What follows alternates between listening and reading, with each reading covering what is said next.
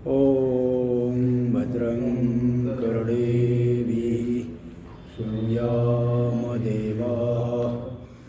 भद्रं पश्येमाक्षभिर्यजत्राः स्थिरैरङ्गैस्तुष्टुवागुंशस्तनूभिर्व्यसेमदेवहितं यदायुः स्वस्ति न इन्द्रो वृद्धश्रवाः स्वस्ति नः पूषा विश्ववेदाः स्वस्ति नस्तारक्षो अरिष्टनेमिः स्वस्ति नो बृहस्पतिर्दधातु।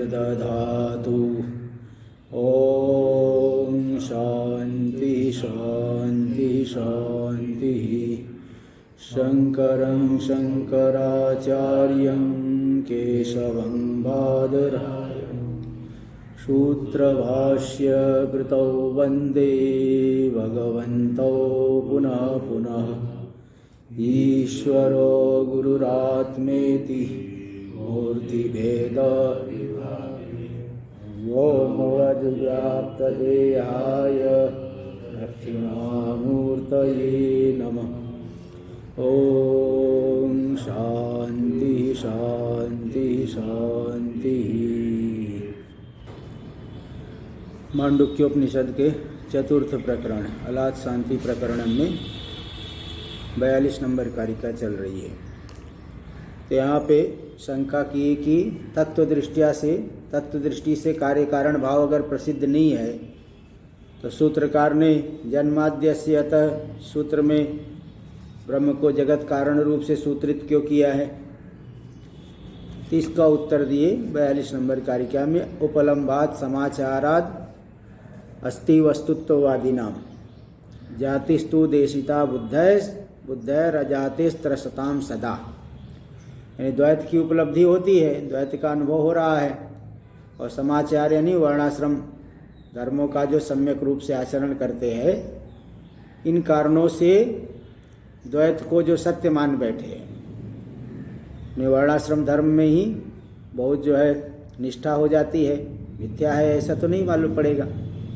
और द्वैत पूरा संसार इतना लंबा चौड़ा दिख रहा है तो कैसे जो है वो मिथ्या कह दिया जाए।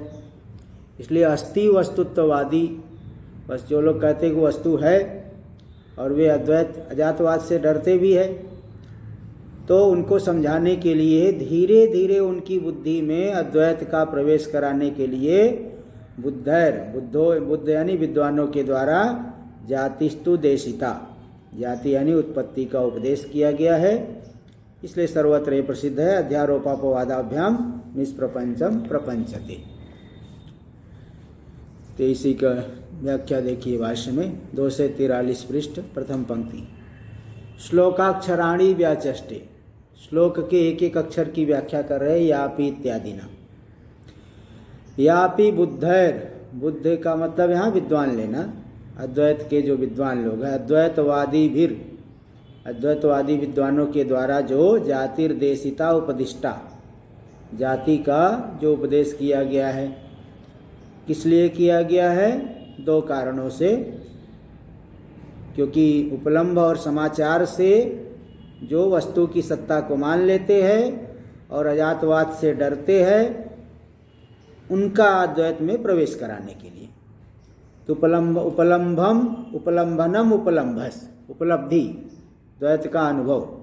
तस्माद यानी उपलब्धेर, उपलब्धे का अर्थ है जगत की प्रतीति होने से। 2 नंबर टिप्पणी में दे दी उपलब्धे आकाशादि प्रपंचस्थिति शेषा, आकाश आदि प्रपंच की उपलब्धि हो रही है, अनुभव हो रहा है इत्यर्थ।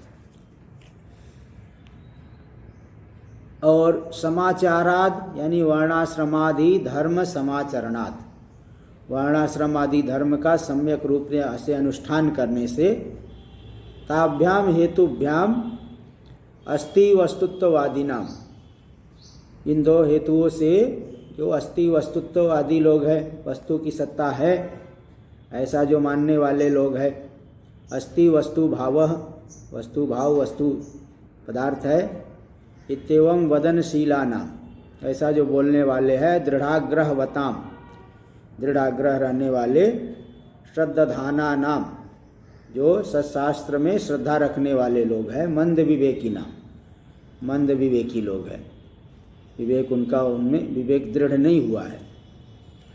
तो उनके अर्थोपायत्वेन या देशिता जाति, तो उनके अर्थ के उपाय रूप से, अर्थ मतलब यहाँ परमार्थ वस्तु के उपाय रूप से 5 नंबर टिप्पणी में दे दिए हैं। कूटस्थ अद्वितीय वस्तु रूपार्थ विवेक दार्ढ़ प्रयोजकत्वेन, कूटस्थ अद्वितीय वस्तु रूपी जो ब्रह्म है, अद्वैत वस्तु है, उसके विवेक की दृढ़ता के प्रयोजक रूप से, उसके विवेक को दृढ़ कराने के लिए यहाँ पे उत्पत्ति आदि का उपदेश किया गया। तो ये यहाँ बता दिए, अर्थोपायत्वेन सादेशिता जाति, और जाति यानी उत्पत्ति का उपदेश किया गया। टीका में देखिए, अस्ति वस्तु भाव द्वैत सेति शेष, द्वैत का वस्तुत्व यानी पारमार्थिकत्व है, द्वैत पारमार्थिक है, ऐसा जो मानने वाले लोग हैं। इति शेष कार्य कारण भावम उपेत्य जन्मोपदिशदाम, कार्य कारण भाव को स्वीकार करके जन्म का जो उपदेश करने वाले विद्वान लोग हैं, द्वैतवादी नाम, अद्वैतवादी लोग हैं, उनका मंद विवेकीषु विवेक दार्ढ़्योपायत्वेन कथम तदुपदेश, मंद विवेकियों में विवेक की दृढ़ता के उपाय रूप से कैसे उत्पत्ति का उपदेश किया गया। कथम तदुपदेश स्याद इत्याशंका, ऐसी आशंका होने पर उत्तर दे रहे ताम, कि ताम गृह्णन्तु तावत, उसको तो पहले ग्रहण कर लो तुम, और उसका प्रयोजन बाद में पता चल ही जाएगा। उसको सबसे पहले ग्रहण करो, क्योंकि अद्वैत को बुद्धि में उतारने के लिए उत्पत्ति बताई गई है। उत्पत्ति पारमार्थिक है, इस दृष्टिकोण से नहीं बताई गई। अद्वैत हमारी बुद्धि में उतरे, केवल यही दृष्टिकोण है। देखो ये बता रहे आगे भाष्य में, वेदांताभ्यासिनाम तो स्वयं एव अजाद्वयात्म विषयो विवेको भविष्यति न तो परमार्थ बुद्धिया। वेदांत का जो अभ्यास करेंगे तो इसी अध्यारोपापवाद न्याय से स्वयं ही अजन्मा अद्वितीय आत्म विषयक, आत्मवस्तु विषयक विवेक हो जाएगा, न तो परमार्थ बुद्धिया। परमार्थ बुद्धि से उत्पत्ति नहीं बताई गई है।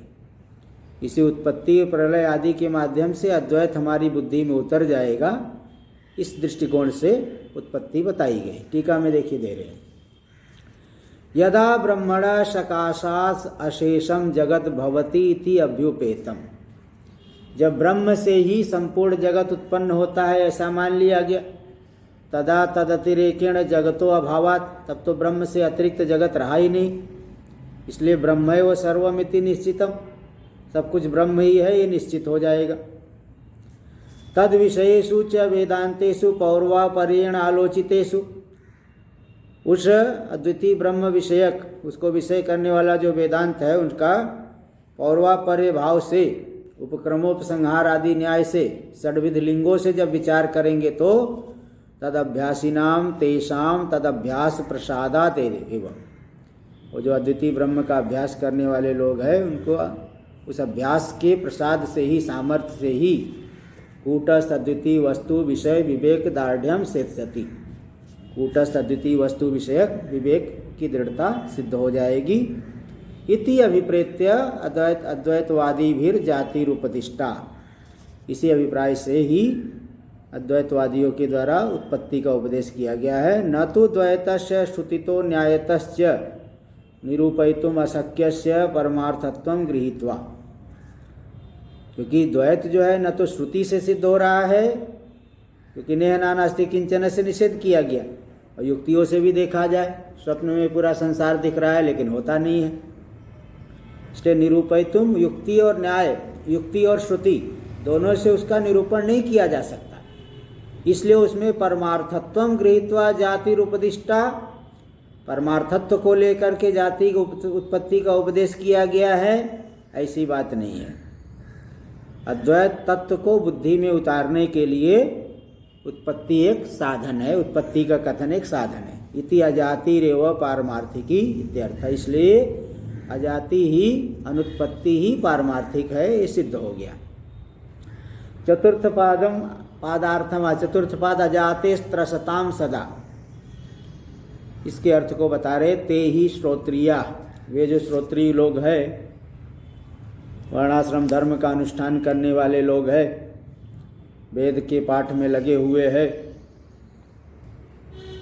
इसलिए 6 नंबर टिप्पणी में दे दिए, वेद पाठ मात्र निरता न तो तात्पर्यावगाहिन, वेद के पाठ में लगे हुए लेकिन उसके तात्पर्य को जानने वाले नहीं है। आपातार्था बोधिनो पीते, आपात अर्थ को ही जानते वे लोग। तैसे वे जो लोग हैं तो स्थूल बुद्धित्वात्, उनकी बुद्धि स्थूल है, इतना विवेक नहीं कर पाते हैं, इसलिए अजाते रजाति वस्तुन सदा त्रस्यन्ति, अद्वैत से अजाति से सदा त्रस्त होते हैं। क्यों त्रस्त होते, क्या सोचते हैं? आत्मनाशं मन्यमाना विवेकिना इत्यर्थ। बोले जब अजाति मानोगे, उत्पत्ति होगी ही नहीं, तब तो हमारा हम कुछ बचेंगे ही नहीं, हमारा ही नाश हो जाएगा। तैसा वो सोचते हैं। इसीलिए उन लोगों को धीरे धीरे करके समझाने के लिए उत्पत्ति का आश्रय लिया गया। विद्वानों ने उत्पत्ति को बताई। टीका में देखिए, अविवेकी न इत्यर्थ। टीका में तेषां विवेकोपायत्वेन जातिरुपदिष्टा इत्यत्र उपक्रमम अनुकूलयति, उनके विवेक, अद्वैत तत्व के विवेक के उपाय रूप से जाति उत्पत्ति बताई गई।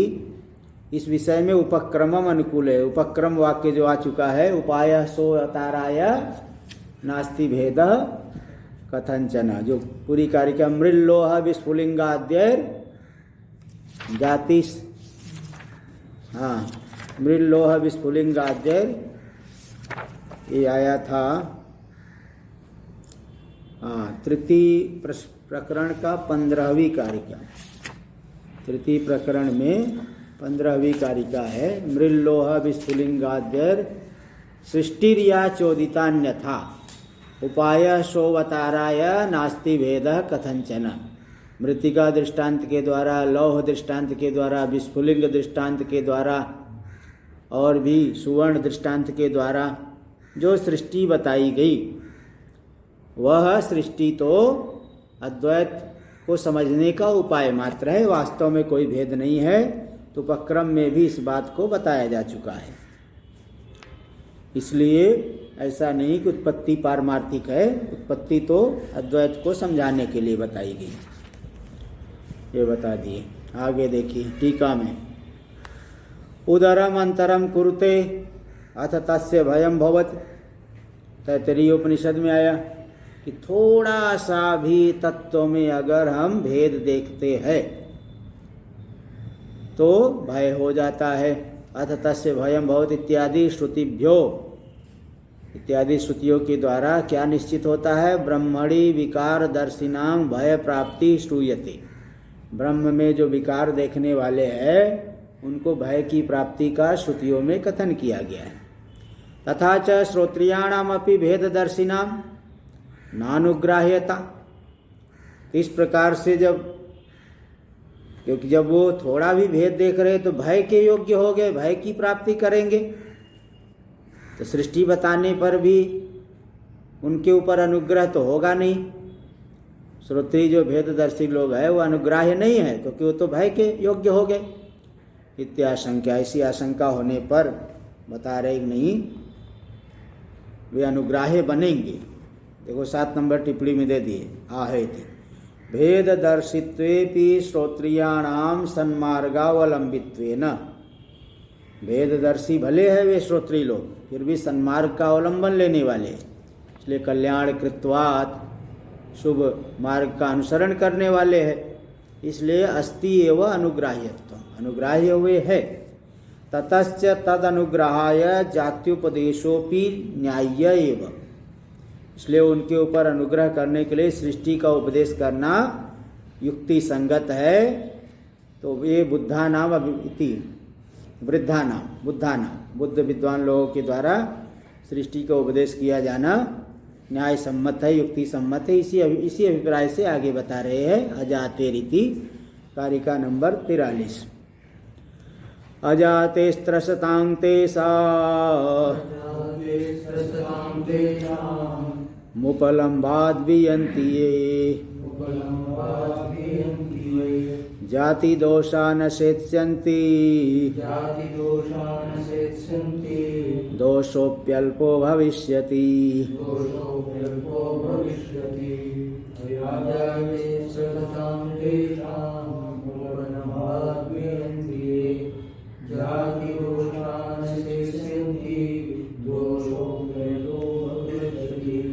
अजाते स्त्रसताम तेषाम।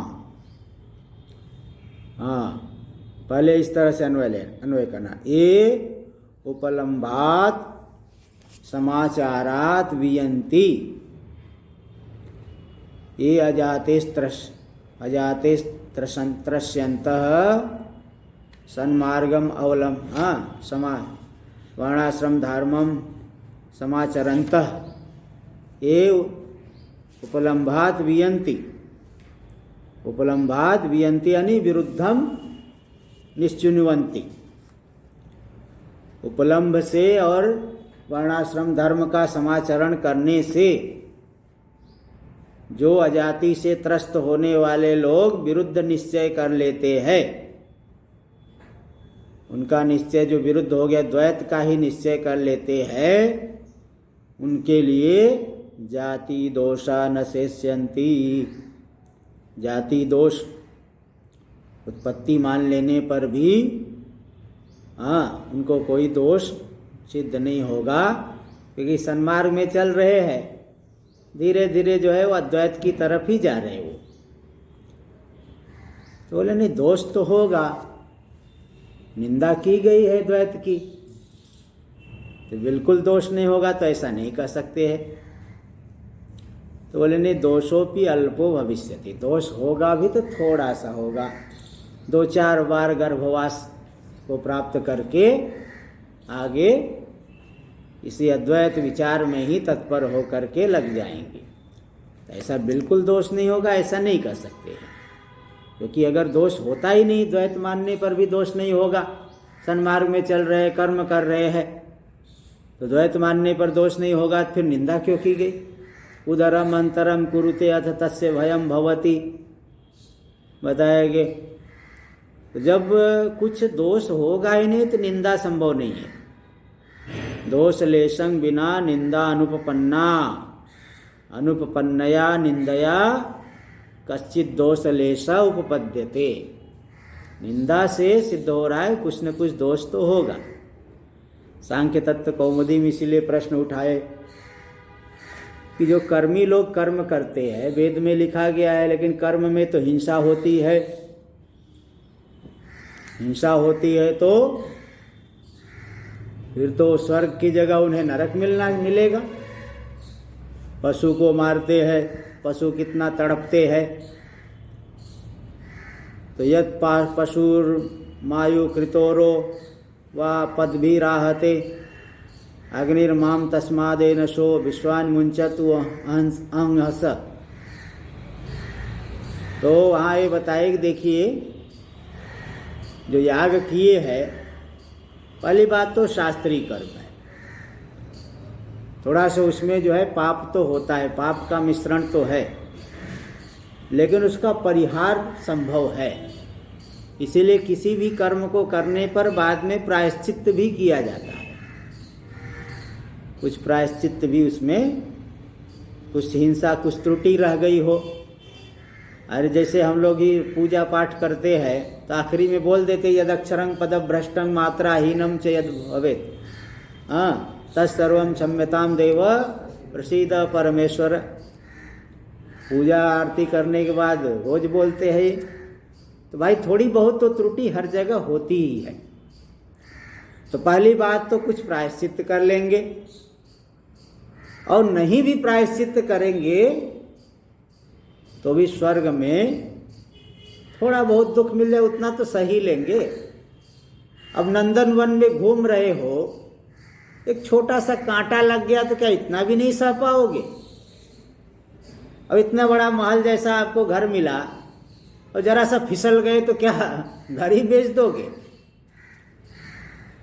घर में रह रहे इतना बड़ा सुविधा मिल रही है तो थोड़ा सा फिसल जाने से, एक बार फिसल गए जरा सा, तो घर थोड़ी बेच दोगे? उससे आपको सुख मिल रहा है तो थोड़ा बहुत दुख भी सह लेंगे। तो बस यही बात है। अब यहाँ सन्मार्ग में चल रहे, द्वैत मान रहे हैं, तो दोष तो थोड़ा तो होगा, लेकिन वो ऐसा नहीं कि पथभ्रष्ट हो जाएगा पूरी तरह से, वो है नास्तिकों की तरह बहुत लंबी जो है जन्म परंपरा की प्राप्ति करेगी, ये बात नहीं है।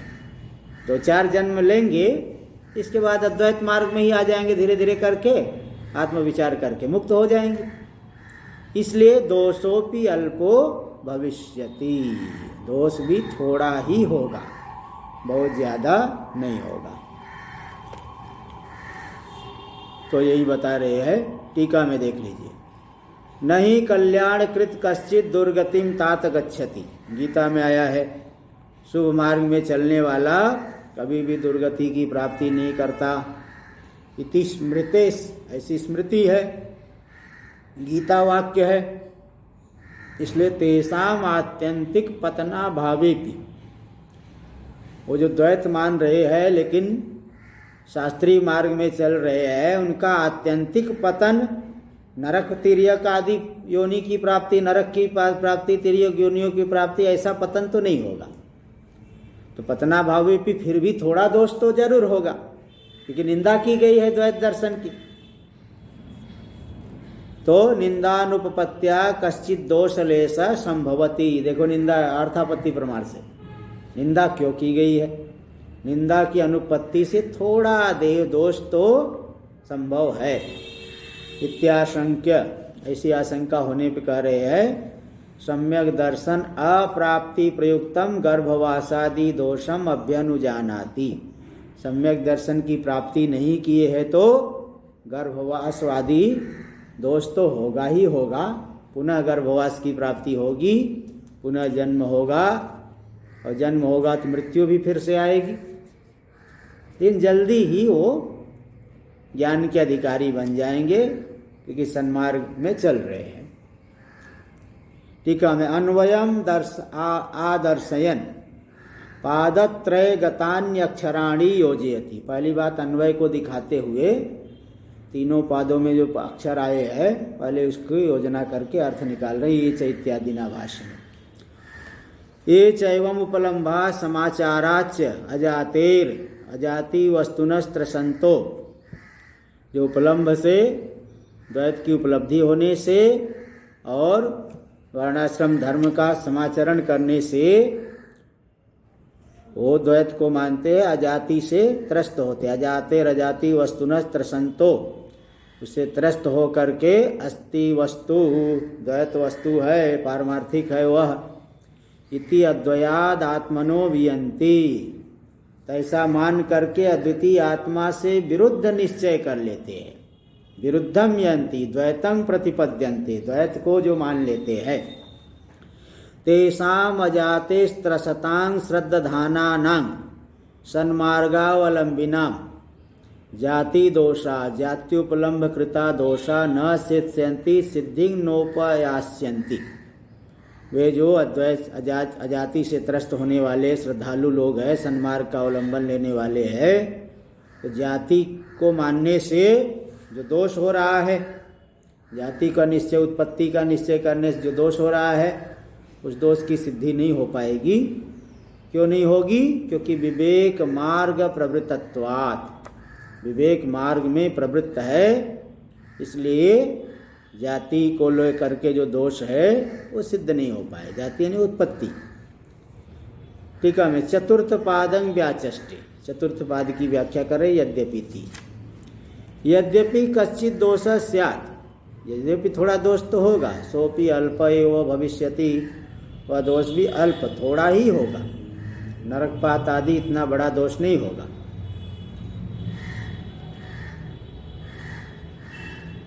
क्यों? यद्यपि कश्चित निंदा, कश्चित दोष, तो कश्चित मतलब निंदानुपतित सूचित, द्वैत दर्शन की निंदा जो की गई है तो दोष लेस के बिना तो निंदा की अनुपत्ति हो रही, इसलिए निंदा की अनुपत्ति थे, थोड़ा दोष तो मानना पड़ेगा। भाष्य में सम्यक दर्शना प्रतिपत्ति हेतु का इत्यर्थ है, सम्यक दर्शन को नहीं प्राप्त कर पाए हैं इसलिए थोड़ा दोष तो जरूर ही होगा, थोड़ा दोष तो मानना ही पड़ेगा, ये समझ लेना चाहिए। 43 नंबर कार्य क्या हो गए?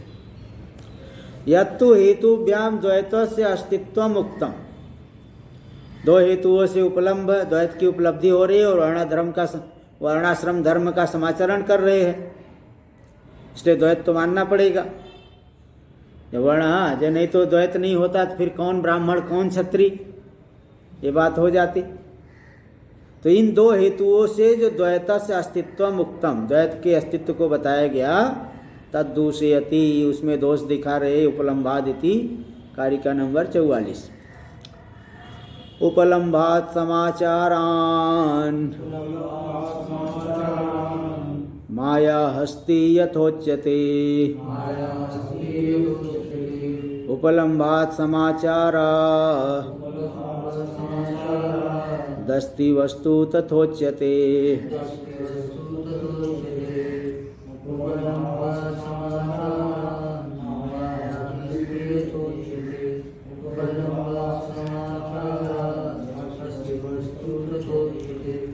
उपलम्भात, उपलम्ब द्वैत की उपलब्धि होने से, और समाचरण वर्णाश्रम का पालन करने से, जो बता रहे हो कि हाँ द्वैत को मानना पड़ेगा, तब उदाहरण देके बता रहे भाई उपलब्धि तो माया से दिखने वाले हाथी की भी तो उपलब्धि होती है, और समाचरण वहाँ भी तो समाचरण कुछ न कुछ व्यवहार करते ही है, माया से हस्ती दिखा के वो उस पर सवारी भी करता हुआ मालूम पड़ते हैं। जैसे वो बना देंगे मिठाई आदि बना के दिखा, खिला भी देंगे, दूध बना के ऐसे देखा, दूध ऐसे हाथ लगा दे पूरा दूध भर जाए गिलास में, पिला भी दिया, लेकिन वो पेट नहीं भरेगा उससे। तो उपलम्ब और समाचार से, आज समाचरण से, जैसे माया हस्ती भी दिखाई पड़ता है, व्यवहार होता है, माया से निर्मित हस्ती को भी हस्ती रूप से ही देखते हैं, लेकिन जब माया गायब हुई तो हस्ती गायब। इसी तरह से उपलम्भा समाचाराद अस्ति वस्तु तथोच्यते, अस्त्या उपलम्भ से, समाचार से वस्तु नहीं होने पर भी अस्ति वस्तु ऐसा कहा जाता है, वस्तु है ये मालूम पड़ता है। इसलिए माया से दिखने वाले पदार्थों को दृष्टांत बना करके व्यावहारिक पदार्थों को समझ लेना चाहिए। दिख रहा है लेकिन वास्तविक नहीं है, बस यही इसका समाधान है। दिखने पर भी वास्तविक नहीं है, व्यवहार के लिए कोई सत्य वस्तु की आवश्यकता नहीं है। अनूनो जायते भोग स्वप्ने कल्पित वस्तु भी, जागृत वस्तु भी रप्येवम असत्यैर भोगयिष्यताम्, पंचदशी में कह दी कि स्वप्न में कल्पित वस्तुओं से कम भोग होता है, ऐसी बात, जितना जागृत में भोग हो रहा है उतना ही भोग वहाँ भी हो रहा है। वहाँ भोजन खाने से तृप्ति हो रही है, पानी नहीं मिल रहा है, प्यासा घूम रहा है, पानी मिलने पर जो है पिपासा शांत हो जाती है। तो ऐसी बात नहीं है कि माया स्वप्न के पदार्थों से प्रयोजन सिद्ध नहीं होता है, तो उपलब्धि हो रही है, वहाँ भी प्रयोजन की सिद्धि होती है, तो भी पदार्थ मिथ्या है। ऐसे उपलम्भात समाचारात अस्ति वस्तु तथा च्यते, उपलब्धि होने से, सम्यक आचरण व्यवहार करने से, प्रयोजन सिद्धि होने से वस्तु है ऐसा कहा जा रहा है, लेकिन होता नहीं है। केवल व्यवहार हो जाने मात्र से वस्तु को सत्य नहीं माना जा सकता, फिर तो स्वप्न को भी सत्य मान लेना पड़ेगा आपको। अगर इस तरह से मूर्खतापूर्ण निर्णय कर रहे हो तो पहला निर्णय यही करो कि स्वप्न भी सत्य है, ये निर्णय करो। हाँ जगते नहीं है, हाँ बस वही, जब तक जगे नहीं तभी तक सत्य मान रहे हो, यहाँ भी जब तक जगे नहीं तभी तक सत्य है, बाकी तो कुछ द्वैत है नहीं। टीका में श्लोक व्यावर्त्याम आशंकाम अनुद्य दूषयति। श्लोक के द्वारा जिस आशंका की व्यावृत्ति की जाएगी उस आशंका का अनुवाद करके दूषण दे रहे ननु इत्यादि ना। ननु उपलम्भ समाचारयो प्रमाणत्वाद अस्तेव द्वैतम वस्तु इति। उपलम्भ और समाचरण, सम्यक व्यवहार, प्रयोजन की सिद्धि, इन दो हेतुओं ये दो प्रमाण है, इसलिए द्वैत को वस्तु मान लेना चाहिए। सिद्धांतिकरण न ऐसा मत कहो। उपलम्भ समाचार और व्यभिचारात, हाँ उपलम्भ और समाचार का व्यभिचार हो रहा है। साध्या भाववद वृत्ति है। साध्य आप पारमार्थिकत्व मान रहे हो न, पारमार्थिकत्व के अभाव वाले का भी उपलम्भ और समाचार हो जाता है, व्यभिचारी है आपका हेतु। कथम टीका में व्यभिचार से असिद्धि आशंक्य परिहरत। बोली व्यभिचार तो सिद्ध नहीं हो रहा है, कहाँ व्यभिचार होगा, ऐसी आशंकाओं ने परिहार कर रहे हैं। कथम व्यभिचार इति उच्यते, कैसे व्यभिचार बता रहे हो, बताते हैं कि देखो हम बताते हैं ना। उपलभ्यते ही माया हस्ति हस्ति व, माया से दिखने वाले हस्ती भी हस्ती के समान ही मालूम पड़ता है, व्यावहारिक हस्ती जैसा ही दिखता है। हस्तिनमिव अत्र समाचरन्ति बंधनारोहण आदि हस्ती संबंधी भी धर्मैर हस्ती इति चोच्यते असन्नपि। हस्ती के समान ही आचरण करते हैं, प्रयोजन की सिद्धि उससे होती है। बंधन आरोहण आदि हस्ती संबंधी भी धर्मैर, बंधन बांधना, उसको ऊपर चढ़ जाना, बैठ जाना, सवारी करना आदि जो हस्ती संबंधी धर्मों से उसका प्रयोजन करते हैं, व्यवहार करते हैं। और हस्ती इति चोच्यते, हस्ती इस शब्द से कहा भी जाता है। असन्नपि, नहीं होने पर भी उसको बोला भी जाता है, शब्द प्रयोग भी किया जाता है, प्रयोजन की भी सिद्धि होती है। यथा, जैसे दृष्टांत तथैव, ठीक उसी तरह से उपलम्भात समाचारात द्वैतं भेद रूपम अस्ति वस्तु इति उच्यते। उपलम्ब होने से और समाचरण होने से, व्यवहार की सिद्धि होने से द्वैत जो भेद रूप वस्तु है अस्ति, पारमार्थिक मान लेते लोग, उसको वास्तविक मान लेते, वास्तव में नहीं है। टीका में उपलम्ब समाचारो मायामय, उपलम्ब और समाचार मायामय है। हस्तिनी वस्तुत्वाभावे भी भवत, हस्ती में पारमार्थिकत्व सत्यत्व नहीं होने पर भी वहाँ उपलम्ब और समाचार रह गया। तथा द्वैतीपि नय तयोरस्ति वस्तुत्व साधकत्वम, इसी तरह से द्वैत में भी, आकाश आदि प्रपंच में भी उपलम्ब और समाचरण होने पर वहाँ वस्तुत्व की सिद्धि नहीं हो पाएगी। द्वैतीपि न तयोरस्ति वस्तुत्व साधकत्वम, द्वैत में भी दोनों उपलम्ब और समाचरण वस्तुत्व सत्यत्व की सिद्धि नहीं कर पाएंगे। इति उपसंहरत, इस तरह से उपसंहार करे। तस्मात्, तस्मात् का अर्थ कर दे व्यभिचारित्वात्। तस्मात् नोपलम्ब समाचारो द्वैत वस्तु सद्भावे हेतु भवत। उपलम्ब और समाचार द्वैत वस्तु के सद्भाव में हेतु नहीं बन पाएंगे, ये अभिप्राय है, यही कहना चाहते हैं।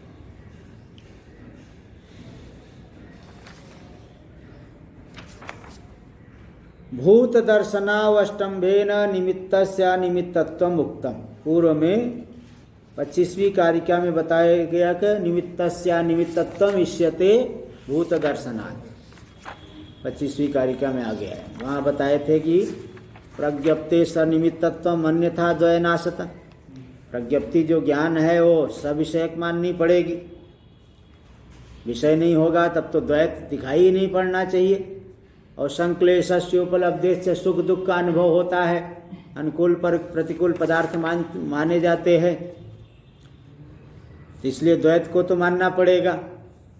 तो इसका उत्तर दिए थे 25वीं कारिका में कि प्रज्ञप्ते सनिमित्तत्वम इष्यते युक्ति दर्शनात्, निमित्तस्य निमित्तत्वम इष्यते भूत दर्शनात्। जब पारमार्थिक ज्ञान हो जाएगा तो निमित्त भी अनिमित्त हो जाता है, मिथ्या से भी व्यवहार हो जाता है स्वप्न के दे। सुख दुख तो मिथ्या पदार्थों से भी हो जाता है, स्वप्न के मिथ्या शत्रु मित्रों से सुख दुख हो जाता है, ये वहाँ पहले बता दिए। यही बात यहाँ उठा रहे हैं टीका में।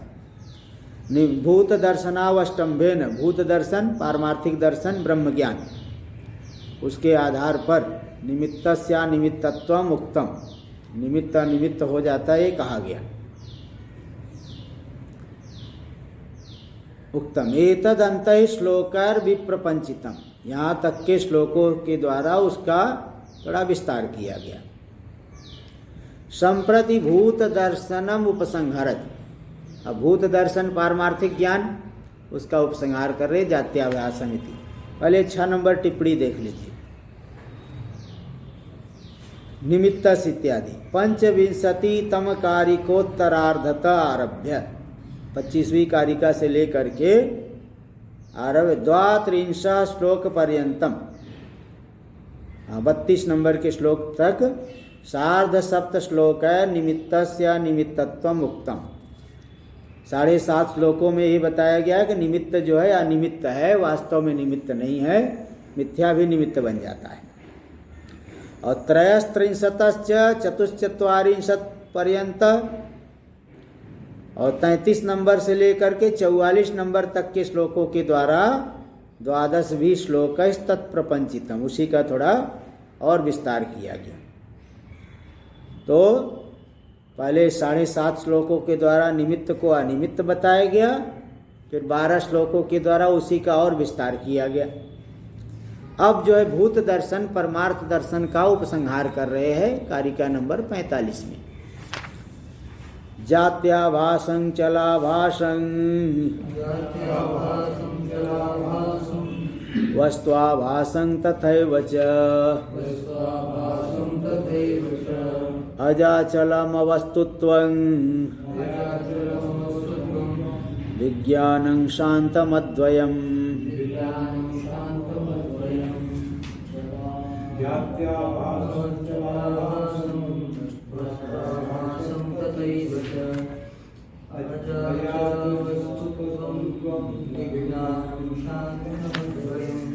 जात्याभासम, वास्तव में अजाति है ब्रह्म तत्व, लेकिन जाति उत्पत्तिमान मालूम पड़ता है, उसकी उत्पत्ति प्रतीत होती है। चलाभासम, अचल होने पर भी चलायमान मालूम पड़ता है। आत्मा निर्विकार है लेकिन विकार उसमें मालूम पड़ता है। वास्तव में तत्व अचल है लेकिन चलाभास चलायमान मालूम पड़ता है। चलायमान शरीर आदि है, शरीर के साथ तादात्म्य होने से चलाभास हो रहा है। वस्तुआभासम, द्वैत वस्तु नहीं है उसमें तो भी द्वैत के समान वस्तुआभास मालूम पड़ता है। तो तथैव च, इसी तरह से वस्तुआभास भी मालूम पड़ता। अजाचलम अवस्तुत्वम, वास्तव में क्या है? आत्मा विज्ञान स्वरूप है, अजन्मा अचल अवस्तु। वस्तु मतलब वो द्वैत से रहित, अवस्तु अवस्तुत्वम विज्ञानम शांतम अद्वयम, शांत है, हर प्रकार के उपद्रव से रहित अद्वितीय तत्व विज्ञान स्वरूप आत्मा ही है, इसके अतिरिक्त कुछ भी नहीं है। देख लीजिए, दे रहे हैं जात्याभासम। टीका में श्लोकाक्षराणी आकांक्षा द्वारा विवरण होती, श्लोक के एक एक अक्षर की आकांक्षा के माध्यम से विवरण कर रहे। किम पुनरित्यादि न किम पुनः परमार्थ सद्वस्तु यदास्पदा जात्यादि असद्बुद्धय, वह परमार्थ सद्वस्तु क्या है जिसमें जो है आरोपित सकल वस्तु जात्यादि असद बुद्धि, जिस अधिष्ठान में जिस आस्पद में जाति आदि असद बुद्धियाँ होती है, भ्रांतियाँ होती है, इत्यतः इसको यहाँ बता रहे हैं। अजाति सद जाति वद अवभासती इति जात्याभासम, वह उत्पत्ति से रहित है लेकिन उत्पत्ति के समान, उत्पत्ति से युक्त मालूम पड़ता है, इसलिए जात्याभासम। तद यथा देवदत्तो जायते, जैसे शरीर उत्पन्न हो रहा है ना, तो देवदत्त उत्पन्न हो गया। देवदत्त पद लक्ष्य चैतन्य, देखो 3 नंबर टिप्पणी में दे दिए, देवदत्त लक्ष्याचित देवदत्त पद से जो लक्षित हो रहा है चैतन्य, तो देवदत्त के शरीर के उत्पन्न होने से आत्मा की उत्पत्ति मान ली जाती है, ऐसा लक्षित होता है। तो उत्पद्यमान पदार्थों के साथ आत्मा को जोड़ करके देखते हैं तो ऐसा लग रहा है मैं ही उत्पन्न, आत्मा ही उत्पन्न हो रहा है। और चलाभासम चलम यो आभासते इति, चलायमान जैसा मालूम पड़ता है। यथा स यो देवदत्तो गच्छति इति, वही देवदत्त उत्पन्न होता है ऐसा मालूम पड़ता है। वस्तुआभासम वस्तु द्रव्यम धर्मी तद्वद अवभाषित, धर्मी के समान धर्म से युक्त मालूम पड़ता है। इति वस्तुआभासम, वस्तुआभास मालूम पड़ा। यथा स यो देवदत्तो गौरो दीर्घ इति, देवदत्त कैसा गौर है, दीर्घ है, जबकि शास्त्र में कहा गया स्थूलम अनड़ु अरहस्वम दीर्घम, लेकिन वह देवदत्त पद लक्ष्य चैतन्य गौर दीर्घ शरीर आदि को लेकर के कह दिया जाता है। टीका में देखिए, गौरत्व दीर्घत्वोक्त्या देवदत्त से गुणवत्वेन द्रव्यत्वं स्फुटीक्रियते, गौरत्व दीर्घत्व कथन से देवदत्त में गुणवत्ता होने से द्रव्यत्व का स्पष्टीकरण किया जाता है। पूर्वार्धार्थानुवादेन अपरार्धम योजयति, पूर्वार्ध के अर्थ का अनुवाद करके उत्तरार्ध की योजना करे। जायते इति इत्यादि ना, जायते देवदत्त स्पंदते दीर्घो गौर इत्येवं अवभासते, देवदत्त उत्पन्न हो गया, देवदत्त जो है चलन क्रिया करता है, देवदत्त दीर्घ है, गौर है, इस तरह से भाषित हो रहा है। परमार्थतस्तु अजम अचलम अवस्तुत्वम अद्रव्यम च, पारमार्थिक रूप से देखा जाए तो अजन्मा है, अचल है, अवस्तुत्व अद्रव्य है, वस्तु नहीं है, द्रव्य नहीं है। टीका में विशेष्यं प्रश्न पूर्वकं विशदयति, कौन ऐसी चीज है, विशेष्य क्या है, इतना विशेषण दे के किसको बता रहे हो, तो प्रश्न पूर्वक उसका स्पष्टीकरण करें। किम तद इत्यादि न, किम तद एवं प्रकारम, ऐसा कौन है, तो बोले विज्ञानम विज्ञप्ति, विज्ञान जो विज्ञप्ति स्वरूप आत्मा है। तो जात्यादि रहितत्वा शांतम, जात्यादि से रहित होने से शांत है, सकल उपद्रव से रहित, प्रपंचोपशमः जिसको कहा गया कार्य उसमें मंत्र में, अतएव अद्वयम च तद इत्यर्थ, इसलिए वह अद्वितीय है, उसमें कोई द्वैत है ही नहीं, यही परमार्थ वस्तु समझ लेना चाहिए। परमार्थ वस्तु यहाँ बता दिया गया। साधारण लोग तो यही सोचते हैं पंच कोशों से अतिरिक्त कुछ है ही नहीं, लेकिन यहाँ पे वो पंच कोश भी उसी में कल्पित है। तो आधारभूत जो तत्व है वही पारमार्थिक स्वरूप है, वही हमारा वास्तविक स्वरूप जो कि विज्ञान स्वरूप है, तो यहाँ बता दिए। चलिए आगे हम लोग कल करेंगे। ओम भद्रं कर्णेभिः शृणुयाम देवाः, भद्रं पश्येमाक्षभिर्यजत्राः, स्थिरैरङ्गैस्तुष्टुवागुंशस्तनूभिर्व्यशेम देवहितं यदायुः।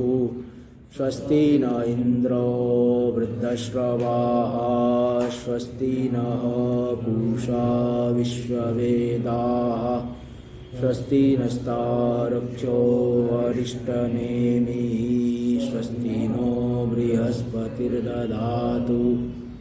ओम शांति शांति शांति। शंकरं शंकराचार्यं केशवं बादरायणं सूत्रभाष्य कृतौ वन्दे भगवन्तौ पुनः पुनः। ईश्वरो गुरुरात्मेति मूर्तिभेद व्योमवद्व्याप्तदेहाय दक्षिणामूर्तये नमः। ओम शांति शांति शांति।